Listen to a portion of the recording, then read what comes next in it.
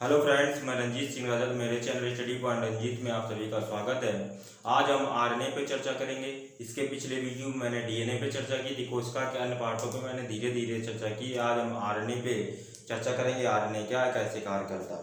तो आप देखें, आरएनए की बात करें तो आरएनए आपका राइबो न्यूक्लिक एसिड होता है। आरएनए का फुल फॉर्म ये आपका आरएनए होता है, आरएनए। इसका फुल फॉर्म जो होता है ribo nucleic acid, ribo nucleic acid. ये आपका क्या है, आरएनए। प्रारंभ में आरएनए का ज्ञान नहीं था, धीरे धीरे वैज्ञानिकों ने अध्ययन किया तो सर्वप्रथम फ्रेडरिक माइकर्ने ने आरएनए की खोज की। सर्वप्रथम फ्रेडरिक माइकर्ने ने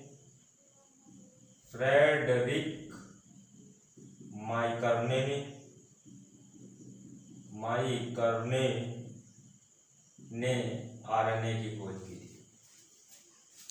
आरएनए की खोज की गई। आरएनए एक श्रृंखला का बना होता है, ये एकल सूत्री होता है। डीएनए डबल सूत्री होता है, डबल एकल होता है। लेकिन आरएनए भी कुछ अपवाद स्वरूप कुछ ऐसे प्राणी पाए जाते हैं इस पृथ्वी पर जिनमें ये भी डबल हेलिकल भी होता है, जो वायरसों में आमतौर पर पाया जाता है। आमतौर पर तो सिंगल होता है। आरएनए की भी संरचना डीएनए के समान ही होती है। आरएनए के संरचना जो होती है डीएनए के समान होती है, इसमें सिर्फ अंतर होता है बेस का। किसका अंतर होता है?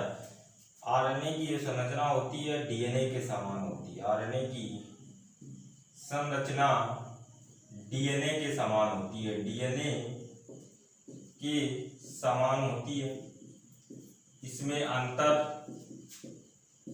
अंतर सिर्फ बेस का होता है। अंतर सिर्फ किसका होता है? सिर्फ बेस का अंतर होता है। बेस का अंतर होता है।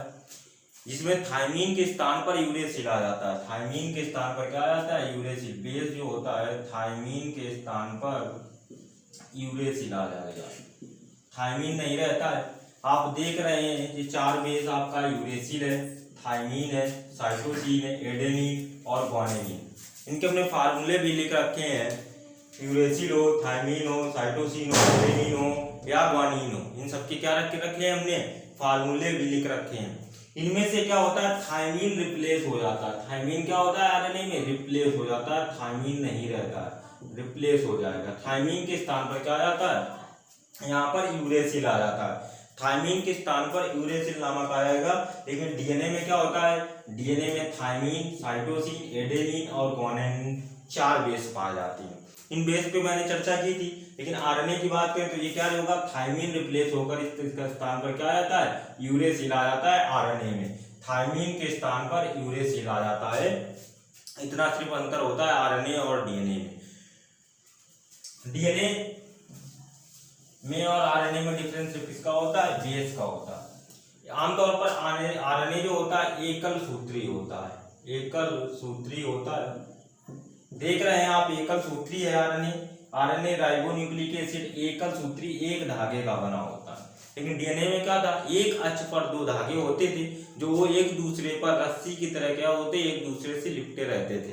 लेकिन यहाँ पर सिर्फ एक ही धागा दिख रहा है, सिंगल, यानी एकल सूत्री है, सिंगल स्टैंडर्ड है। कैसा है? सिंगल स्टैंडर्ड होता है आरएनए, सिंगल स्टैंडर्ड होता है, सिंगल स्टैंडर्ड होता है। लेकिन डीएनए कैसा होता है? Double standard. अपवाद स्वरूप डीएनए भी एकल स्टैंडर्ड होता था। इसी प्रकार एक सूत्री होता है। लेकिन कुछ वायरसों में यह डबल हेलिकल होता है, डबल हेलिकल होता है। या कुछ ऐसे भी वायरस होते हैं जिनमें डबल हेलिकल या द्विसूत्री होता है। आरएनए क्या होता है? द्विसूत्री होता है। द्विसूत्री जैसे अपवाद स्वरूप वायरस की बात करें तो वायरस जैसे वुंड ट्यूमर वायरस और रीबो वायरस।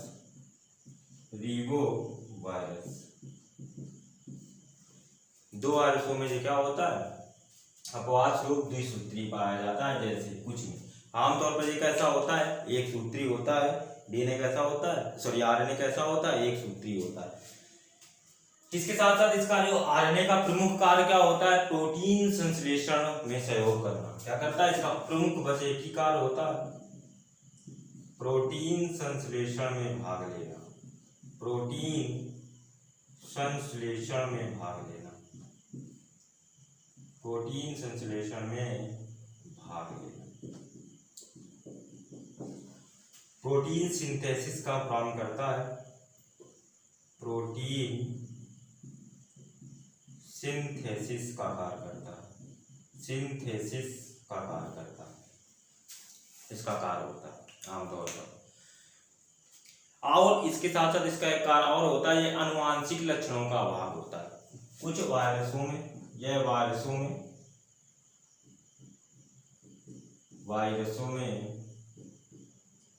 आनुवांशिक लक्षणों का अभाव होता है, आनुवांशिक लक्षणों का अभाव होता है। आमतौर पर जितने भी इस पृथ्वी पर वायरस पाए जाते हैं उनमें डीएनए और आरएनए दो में से कोई पाया जाएगा, या तो डीएनए पाया जाता है या आरएनए। जिनमें डीएनए पाया जाता है वहां पर डीएनए आनुवांशिक लक्षणों का अभाव होता है। कुछ ऐसे भी वायरस होते हैं जिनमें डीएनए के स्थान पर डीएनए ना पाया जाता है, वहां पर आरएनए पाया जाता है। तो आरएनए क्या करते हैं, आनुवांशिक लक्षणों क्या करते हैं, वाहक होते हैं। जैसे वो वायरस होते हैं, जैसे टीएमवी वायरस आपका हो गया, टीएमवी वायरस, या इसको बोल सकते हैं tobacco mosaic virus, tobacco mosaic virus, या जीवाणुभोजी, या जीवाणुभोजी। हम कहते थे बैक्टीरियोफेज को, बैक्टीरियोफेज। बहुत सारे ऐसे भी वायरस होते हैं जो अपना भोजन, वायरस अपना स्वयं भोजन नहीं बना पाते, या तो वह इंसान की बॉडी चाहिए, या तो फिर उनको बॉडी चाहिए पौधों की बॉडी, या जंतुओं की बॉडी मिले या पौधों की बॉडी। अगर नहीं मिल पाती तो ये जीवाणुओं का भक्षण करते हैं। बहुत सारे वायरस ऐसे होते हैं जो जीवाणुओं का भक्षण करते हैं। जो वायरस जीवाणुओं का भक्षण करते हैं उन्हें बैक्टीरियोफेज कहा जाता है। क्या कहा जाता है, बैक्टीरियोफेज। जीवाणुओं को मारकर अपने जीवन का संवहन करते हैं। ऐसे वायरसों को क्या कहा जाता है, ऐसे वायरसों को कहा जाता है जीवाणुभोजी, बैक्टीरियोफेज के नाम से हम जानते हैं।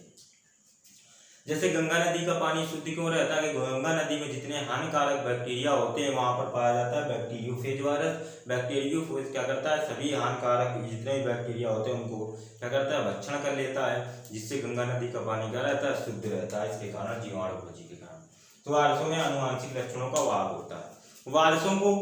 वायरसों का जब अध्ययन किया गया तो वायरस को लगभग 3 भागों में बांटा गया। वायरस को कितने भागों में बांटा गया, जब इसका अध्ययन किया गया आरएनए का, तो आरएनए को लगभग 3 भागों में बांट दिया गया। आरएनए को कितने भागों में बांट दिया गया, 3 भाग थे आरएनए के, 3 भागों में आरएनए को बांट लिया गया। देखिए वो 3 भाग कौन से। पहला का आ गया राइबोसोमल आरएनए, पहला है राइबोसोमल आरएनए, राइबोसोमल आरएनए, इसी को शॉर्ट में हम बोल देते हैं आरएनए। राइबोसोमल आरएनए को क्या बोल देते हैं, आरएनए। तीसरा था स्थानांतरण आरएनए, स्थानांतरण आरएनए, या ट्रांसफर आरएनए, ट्रांसफर आरएनए। और अंत में था मैसेंजर आरएनए, मैसेंजर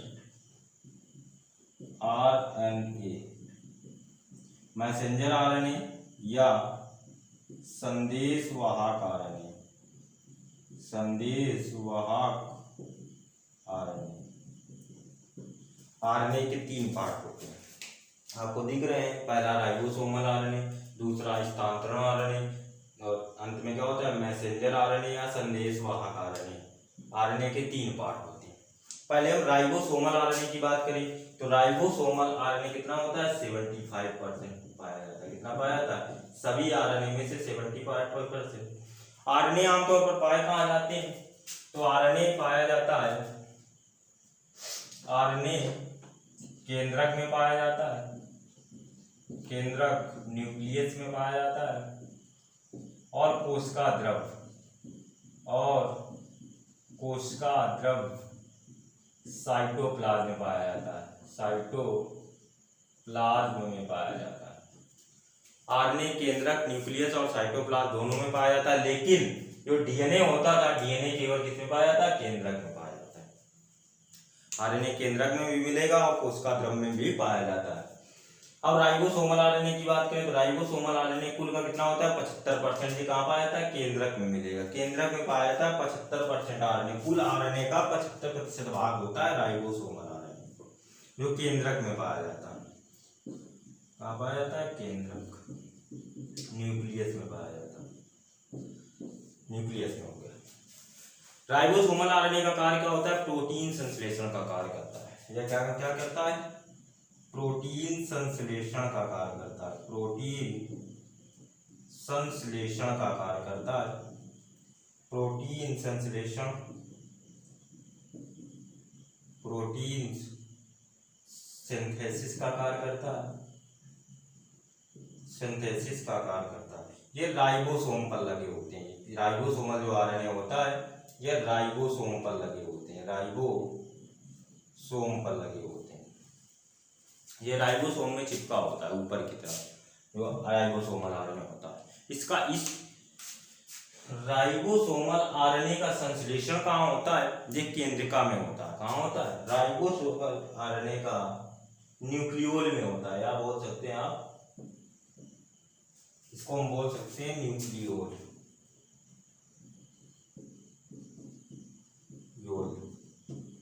या केंद्रिका।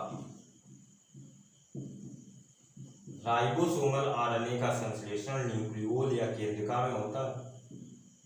क्वेश्चन ने आपको केंद्रक पढ़ाया तो वहां पर एक पॉइंट कराया था, राइबोसोमल आरएनए का क्या हो रहा था? यहाँ पर संश्लेषण हो रहा था न्यूक्लियोल या केंद्रिका में। राइबोसोमल आरएनए जो होता है अत्यंत स्थिर प्रकृति का होता है, अत्यंत स्थिर प्रकृति का होता है, अत्यंत स्थिर प्रकृति का होता है। अब बात करें हम स्थानांतरण आरएनए, ट्रांसफर आरएनए होता है। कौन सा होता है? आरएनए ट्रांसफर आरएनए होता है। जो ट्रांसफर आरएनए होता है इसकी मात्रा 15 से 25% तक होती है, 15% से 25% होता है ट्रांसफर आरएनए। ट्रांसफर आरएनए जो होता है ये एडाप्टर अणुओं की तरह कार्य करता है, यह एडाप्टर अणुओं की तरह कार्य करता है, एडाप्टर अणुओं की तरह कार्य करता है, एडाप्टर अणुओं की तरह कार्य करता है। कौन सा? स्थानांतरण आरएनए जो होता है एडाप्टर अणुओं की तरह कार्य करता है। इसका कार्य क्या होता है? आमतौर पर आपको पता है आरएनए जो होता है प्रोटीन संश्लेषण का कार्य करता है। किसका कार्य करता है? प्रोटीन के संश्लेषण का कार्य करता है आरएनए। अब प्रोटीन संश्लेषण के दौरान अमीनो अम्लों को राइबोसोम पर रखता है। स्थानांतरण आरएनए क्या करता है? प्रोटीन संश्लेषण के दौरान, प्रोटीन संश्लेषण के दौरान, प्रोटीन संश्लेषण के दौरान राइबोसोम पर, राइबोसोम पर अमीनो अम्लों को लाता है, अमीनो अम्लों को लाता है। प्रोटीन संश्लेषण जब होता है तो राइबोसोम पर अमीनो अम्लों को कौन लाता है? ट्रांसफर आरएनए या स्थानांतरण आरएनए। टीआरएनए इसको बोलते हैं, शॉर्ट में इसका नाम क्या दे देते हैं?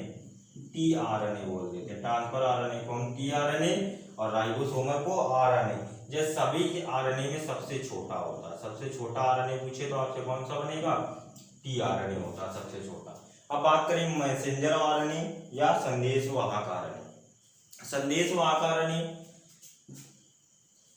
मैसेंजर जो आरएनए होता है, संदेशवाहक आरएनए, इसकी खोज 1961 में, इसकी खोज 1961 में जैकब एवं मैनोड के द्वारा की गई, जैकब एवं मैनोड के द्वारा की गई। ट्रांसफर संदेशवाहक आरएनए या मैसेंजर आरएनए। मैसेंजर आरएनए का कार्य होता है ये अमीनो अम्लों को चुनने में मदद करता है। मैसेंजर आरएनए अमीनो अम्लों को चुनने में मदद करता है, चुनने में मदद करता है। ये आरएनए 3 प्रकार के थे आपके। मैसेंजर आरएनए का काम क्या होता है? अमीनो अम्लों को चुनने में मदद करता है। 3 आरएनए। जिस प्रकार सभी जीवित प्राणियों में डीएनए की महत्वपूर्ण भूमिका होती है, जितना डीएनए उपयोगी होता है उतना ही समस्त जीवित प्राणियों में आरएनए की भी महत्वपूर्ण भूमिका होती है। समस्त जीवित, जितने भी समस्त जीवित प्राणी हैं उनमें डीएनए के, जितना डीएनए का योगदान होता है उतना ही आरएनए का योगदान होता है, बराबर बराबर योगदान। आरएनए क्या करता है? डीएनए की नकल के जीन बनाता है और डीएनए की नकल की जीन बना करके समस्त जितने जीन जीवित प्राणियों में रहता है उन जीवित प्राणियों में डीएनए के नकल के जीन को बना करके क्या करता है? प्रोत्साहित करता है या उनको ट्रांसफर कर देता है पूरी बॉडी में। ये काम होता है आरएनए का। आरएनए कई जगह पर कई वायरसों में हमने बताया अनुवांशिक लक्षणों का कार्य करता है, जैसे वुंड ट्यूमर या लीवो वायरस। ये 2 वायरस ऐसे थे जहां पर आरएनए क्या करता है? अनुवांशिक लक्षण का कार्य करता है। उनमें डीएनए तो नहीं पाया जाता, इन वायरसों में तो आरएनए पाया जाता, तो आरएनए यहाँ पर अनुवांशिक गतिविधियों को बढ़ाता है। आरएनए अगर देखें तो आरएनए की जो प्रति होती है पीढ़ी दर पीढ़ी आरएनए की जो प्रति होती है वो बहुत कम ही बदलती है, यानी बहुत कम बदलती है। और डीएनए क्या होता है? पीढ़ी दर पीढ़ी अनुवांशिक लक्षणों का थोड़ा थोड़ा कम होने लगता है। पीढ़ी दर पीढ़ी अनुवांशिक लक्षण तो होते हैं, लेकिन जब 1000-2000 साल हो जाते हैं तो नई पीढ़ी में क्या होता है? डीएनए में भिन्नता आ जाती है, लक्षणों में भिन्नता, परिवर्तन आ जाते हैं। लेकिन आरएनए में ऐसा नहीं होता। इसीलिए क्या किया जाता है? किसी भी जीवित प्राणी के पूर्वजों को ढूंढने में आरएनए बहुत उपयोगी होता है। क्या होता है? आरएनए बहुत ज्यादा उपयोगी होता है। और अब हम डीएनए और आरएनए से मिले जुले आपको जो क्वेश्चन बना लें, डीएनए से आरएनए कैसे बनता है, आरएनए से डीएनए कैसे बनता है, डीएनए से डीएनए कैसे बनता है, जीन्स क्या होते हैं, इस पे हम चर्चा करेंगे। इसका आप स्क्रीनशॉट तब तक ले लीजिए। ले लिया आप लोगों ने? ठीक है, आगे देखते हैं।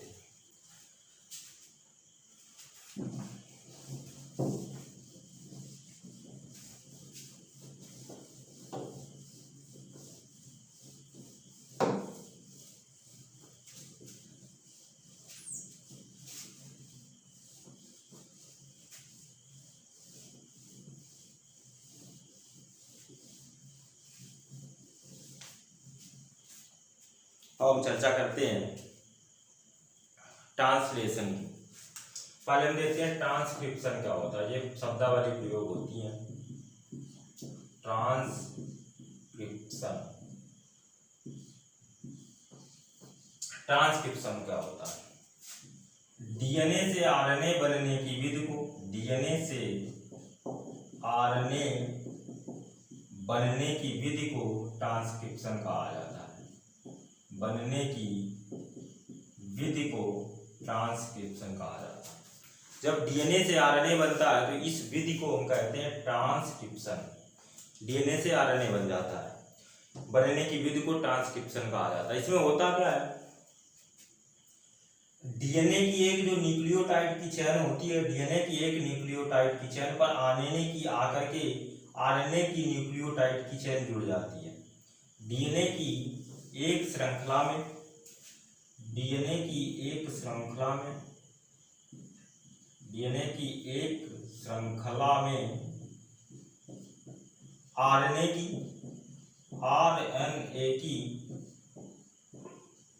डीएनए की एक श्रृंखला में आरएनए की न्यूक्लियोटाइड चेनें जुड़ जाती हैं। न्यूक्लियोटाइड की चेनें जुड़ जाती हैं, चेनें आकर जुड़ जाती हैं और बेस जो होता है थायमीन के स्थान पर क्या हो जाता है? यूरोसिल हो जाता है। ये तो अंतर होता है। डीएनए और आरएनए में लगभग समानता होती है। डीएनए की संरचना हो या आरएनए की संरचना हो, दोनों में समानता होती है। इनमें अंतर सिर्फ किसका होता है? बेस का अंतर होता है। किसका अंतर होता है? बेस। डीएनए में थायमीन होता है बेस जो बदलता है, इसमें कौन सा बदल जाता है? इसमें यूरेसिल आ जाता है, थायमीन को रिप्लेस कर देता है। तो ये ट्रांसक्रिप्शन विधि कहलाती है। अब इसी का होता है एक रिवर्स ट्रांसक्रिप्शन, एक होती है यही विधि, इसी का उल्टा हो जाता है तो उसी को बोल देते हैं रिवर्स ट्रांसक्रिप्शन। Reverse transcription. अब देखिए रिवर्स ट्रांसक्रिप्शन क्या है? इसमें आरएनए से डीएनए बनता है, आरएनए से डीएनए बनता है। अब जिसमें आरएनए से डीएनए बनता है उसे हम कहते हैं रिवर्स ट्रांसक्रिप्शन या उल्टा अनुलेखन बोल सकते हो, उल्टा अनुलेखन। अनुलेखन क्योंकि इसमें डीएनए से आरएनए बनता है, इसमें सॉरी आरएनए से डीएनए, यहाँ पर डीएनए से आरएनए बन रहा था, तो इसे रिवर्स ट्रांसक्रिप्शन कहते हैं। इसी प्रकार एक विधि होती है अनुलेखन या डुप्लीकेशन, एक विधि होती है डुप्लीकेशन, इसी को बोल देते हैं हिंदी में अनुलेखन। अनुलेखन इसमें क्या होता है, डीएनए से डीएनए बनने की विधि को, डीएनए से डीएनए बनने की विधि को, डीएनए से डीएनए बनने की विधि को हम डुप्लीकेशन या अनुलेखन कहते हैं। क्या कहते हैं, डुप्लीकेशन या अनुलेखन कहते हैं। ये तीन विधियां बहुत एग्जाम में पूछी जाती हैं। अब बात करेंगे जीन्स पे, चर्चा करेंगे जीन्स क्या होता है। अक्सर क्वेश्चन जीन्स से आ जाता है, तो जीन्स क्या होते हैं। पहली बात तो जीन्स की खोज किसने की थी, तो जीन्स शब्द का प्रयोग 1909 में किया गया। जीन्स शब्द का प्रयोग, जीन्स शब्द का प्रयोग 1909 में जोहानसन के द्वारा किया गया। जोहानसन के द्वारा किया गया। किसके द्वारा किया गया, जोहानसन के द्वारा जीन शब्द का प्रयोग किया गया। जीन शब्द का प्रयोग किसके द्वारा किया गया, जोहानसन के द्वारा 1909। जीन है क्या, डीएनए का वह छोटे से छोटा खंड क्या कहलाता है, जीन।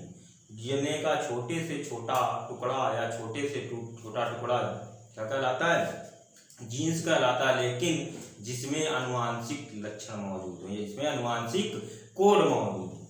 जीन्स डीएनए का छोटे से छोटा टुकड़ा होता है, छोटे से छोटा टुकड़ा होता है, टुकड़ा होता है जिसमें अनुवांशिक कोड, अनुवांशिक कोड मौजूद, क्या मौजूद हो, अनुवांशिक कोड मौजूद। बात करें जीन्स की, तो जीन एक सभी जितने भी आज प्राणी हैं, सभी प्राणियों में पीढ़ी दर पीढ़ी अनुवांशिक लक्षणों का वाहक होती है, नियंत्रण होती है। ये सारे काम कौन करता है, जीन। ये अनुवांशिक लक्षणों का वाहक करती है, नियंत्रण करती है, ये सारे काम होते हैं। इसीलिए जीन्स को समस्त जीवित प्राणियों की कार्यात्मक एवं संरचनात्मक इकाई मान लेते हैं। जीन को कार्यात्मक एवं संरचनात्मक इकाई मान लिया जाता है। इस प्रकार कोशिका को समस्त जीवित प्राणियों कार्यात्मक और संरचनात्मक इकाई मानते हैं। इसी प्रकार जीन्स को भी आनुवांशिक लक्षणों की कार्यात्मक एवं संरचनात्मक इकाई मानते हैं। इसकी आनुवांशिक लक्षणों की कार्यात्मक एवं संरचनात्मक इकाई मानते हैं। आधुनिक विचारधारा के अनुसार जीन्स को 3 भागों में बांटा गया है। आधुनिक विचारधारा के अनुसार 3 भाग होते हैं इसके। पहला सिस्टॉन कहलाता है, दूसरा कहलाता है म्यूटान इनका, और तीसरा कहलाता है रिकॉन। 3 भाग होते हैं। कितने भाग हैं आधुनिक विचारधारा के? सिस्टॉन, म्यूटान और रिकॉन। म्यूटान सिस्टॉन की बात करें तो सिस्टॉन जो होता है इसको कारकी इकाई माना जाता है, कारकी इकाई माना जाता है। म्यूटान को उत्परिवर्तन की इकाई माना जाता है, उत्परिवर्तन की इकाई माना जाता है। और रिकॉन को उत्सर्जन की इकाई माना जाता है, उत्सर्जन इकाई माना जाता है, उत्सर्जन इकाई। सिस्टॉन को कारकी इकाई, म्यूटान को उत्परिवर्तन की इकाई और उत्सर्जन इकाई किसको मानते हैं? रिकॉन को। तो ये छोटे छोटे पॉइंट आपने समझ लिए, जिनमें से आपका ट्रांसक्रिप्शन क्या था, रिवर्स ट्रांसक्रिप्शन क्या था, डुप्लीकेशन क्या, जीन्स क्या। एक छोटा पार्ट हमने कई बार हिस्टोन प्रोटीन की बात की थी, तो आज हम हिस्टोन प्रोटीन बता देते हैं फिर से एक बार। हिस्टोन प्रोटीन, हिस्टोन प्रोटीन अब बात करें स्टोन प्रोटीन की, तो स्टोन प्रोटीन 5 प्रकार के होते हैं। कितने प्रकार होते हैं इसके? 5 प्रकार होते हैं। स्टोन प्रोटीन के 5 प्रकार होते हैं, जिनमें से 4 को कोर स्टोन कहा जाता है, 4 को हम कोर स्टोन और 1 को क्रीप स्टोन कहते हैं, क्रीप स्टोन कहते हैं।